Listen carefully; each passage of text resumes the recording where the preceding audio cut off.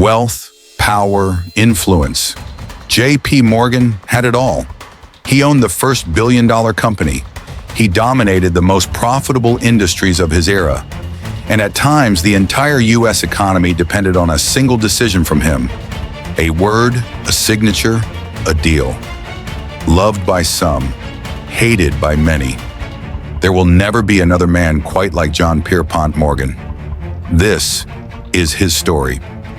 John Pierpont Morgan was born in Connecticut in 1837, into wealth but not into health.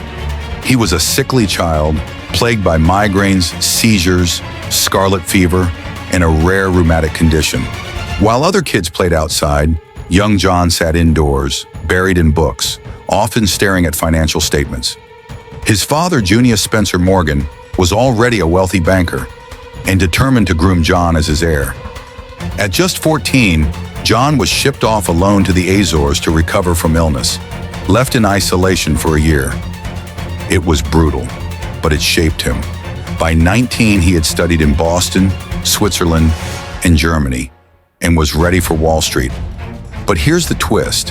His father worried John was reckless, and he was right. In New Orleans, John once bought an entire shipment of Brazilian coffee using company money. A risky gamble. Lucky for him, it paid off. But his peers hated that risk-taking streak. By 24, he walked away from security to start his own firm. The same year tragedy struck. John's first wife, Amelia, died of tuberculosis just 4 months after their wedding. Heartbroken, John buried his grief in work, a pattern that would define his life. When the Civil War broke out, Morgan paid $300 to avoid conscription, but he found another way to profit, buying 5,000 outdated rifles for $3.50 each, fixing them up, and selling them back to the government for $22 each. This scandal made headlines, a war profiteer, yet it was only the beginning. In 1871, Morgan partnered with Anthony Drexel to form Drexel, Morgan and Company, later renamed J.P. Morgan and Company. From here, he began shaping not just companies, but industries. At the time, railroads were chaotic. Dozens of competing lines slashing prices. Morgan saw opportunity. His answer? Consolidation. He merged companies, streamlined operations, and crushed rivals. If a struggling railroad asked for help, Morgan agreed, but only if he gained control. This ruthless method became known as Morganization. Soon, he controlled 1/3 of all U.S. railroads, the backbone of America's economy. And with every deal, his power grew. Morgan's appearance only added to his aura. He was tall, broad, and intimidating. His face was marked by rosacea and a bulbous, disfigured nose, which he demanded artists fix in portraits. In person, he was blunt, aggressive, and terrifying. Businessmen feared him. Presidents needed him. But in 1901, Theodore Roosevelt challenged him. Morgan had merged railroads into a giant trust called Northern Securities. Roosevelt sued under the Sherman Antitrust Act and won. It was the first major blow to Morgan's empire, but he wasn't done. Morgan set his sights on steel. Andrew Carnegie was ready to retire and named his price $480 million. Morgan agreed instantly.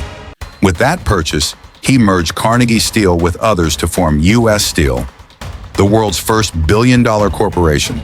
It controlled 2/3 of America's steel. At the same time, Morgan financed Edison's electricity experiments, eventually creating General Electric. From railroads to steel to electricity, Morgan's fingerprints were everywhere. But Morgan's true power showed in crises. In 1895, the U.S. gold reserves dropped dangerously low. Without gold backing, the dollar itself was at risk. In a dramatic move, Morgan personally arranged a $65 million bond sale, restoring confidence and saving the government from default. Then again in 1907, banks collapsed in panic. Crowds lined up to pull their money. With no Federal Reserve in existence, it was Morgan who locked bankers in his Madison Avenue library, forcing them to cooperate. Overnight, he stabilized the system, again saving America. One man, one banker, more powerful than Washington itself. But here's the catch. Saving the economy made Morgan richer, and Americans began asking, is this patriotism or profiteering? The Peugeot Committee of Congress investigated Morgan's money trust. He testified under pressure, gruff and irritated. Soon after, he was set to sail on the Titanic, but canceled due to illness, a twist of fate. By 1913, John Pierpont Morgan was dead at 75, but his empire lived on. His son carried the torch and his bank grew into what we know today, J.P. Morgan Chase, the largest bank in the world, managing over $3 trillion in assets. Morgan was ruthless, controversial, and larger than life. He saved economies, crushed rivals, and built empires. J.P. Morgan was more than just a banker. He was a kingmaker, a man whose pen could shake Wall Street, whose deals built empires, and whose vision reshaped America itself. He saved economies, created the first billion-dollar corporation, and financed the innovations that powered the modern world. But he also crushed rivals, silenced competition, and ruled industries like a monarch. When he died in 1913, even the U.S. Treasury held less money than he personally controlled.